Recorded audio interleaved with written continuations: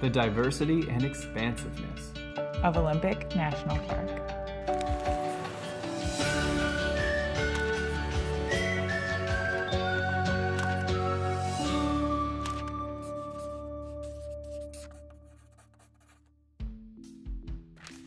When we began our Parks West Destiny journey, Olympic wasn't even on our radar.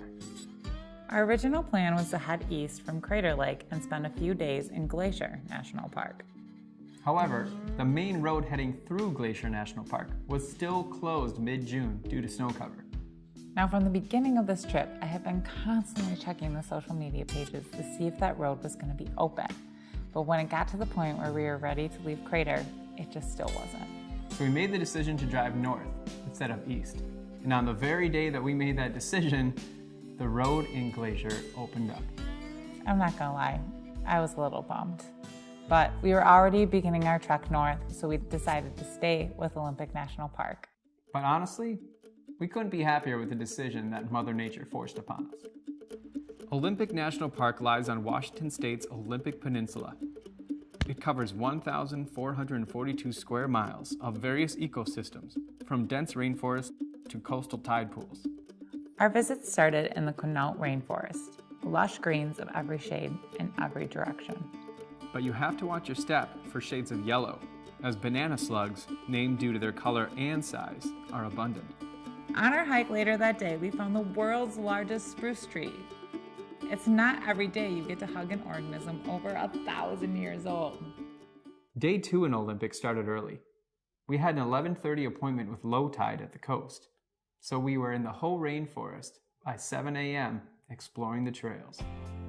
Our hike here led us to an elk feeding on the forest undergrowth.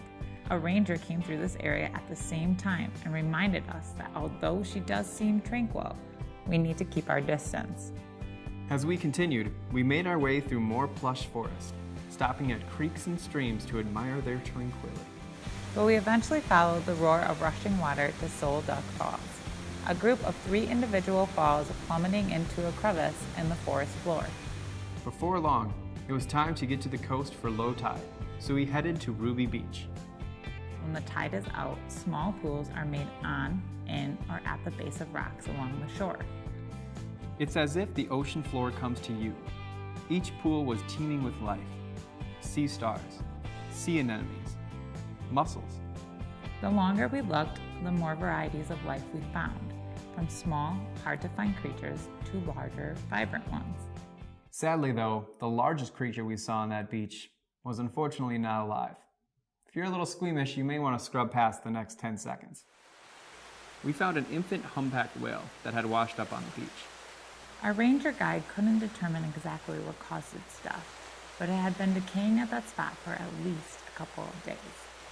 We included this not to gross anyone out, but really, how often do you get to see a humpback whale up close, alive or dead? Our day came to a close as we made our way back to our campsite to meet up with our friend Paul, who was joining us for a couple nights. He's also from Green Bay. We had a great night of catching up, but we called it early in preparation for the hikes we had coming the next day.